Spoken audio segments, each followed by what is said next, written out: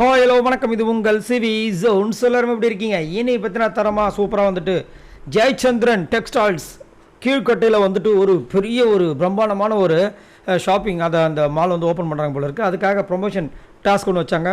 எல்லாருமே அவ்வளோ அழகாக வந்திருந்தாங்க. சூப்பராக இருந்துச்சு.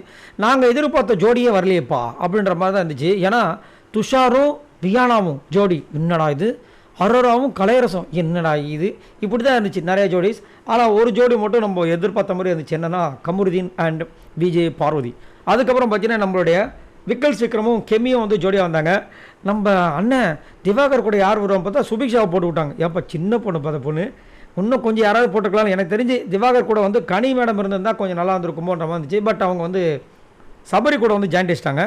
அதுக்கப்புறம் துஷார் சொல்லியாச்சுல்ல. அதுக்கப்புறம் வந்து பார்த்திங்கன்னா நம்மளுடைய எஃப்ஜே அண்ட் ஆதிரை அவங்க 2 பேரும் தனியாக வந்து ஜோடியாக வந்தாங்க. ஆல்ரெடி ஜோடியாக தான் இருக்காங்க.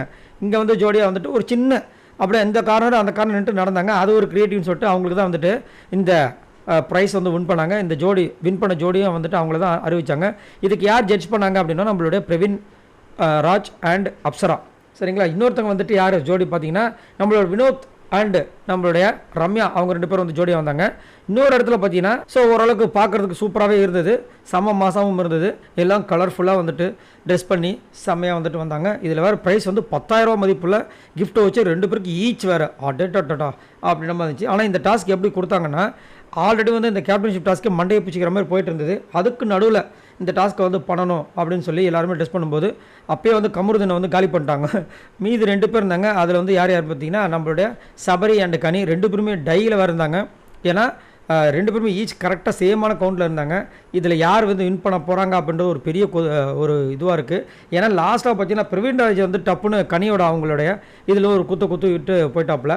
பார்க்கலாம் என்ன நடக்குதுன்னு. ஸோ நீங்கள் உங்களோட கமெண்ட்ஸ் சொல்லுங்கள். இந்த மாதிரி சூடான அப்டேட்ஸ் சுவையாக உங்களுக்காக காத்துட்ருக்கு. மறக்காமல் சப்ஸ்கிரைப் பண்ணுங்கள். பாய் நண்பர்களே.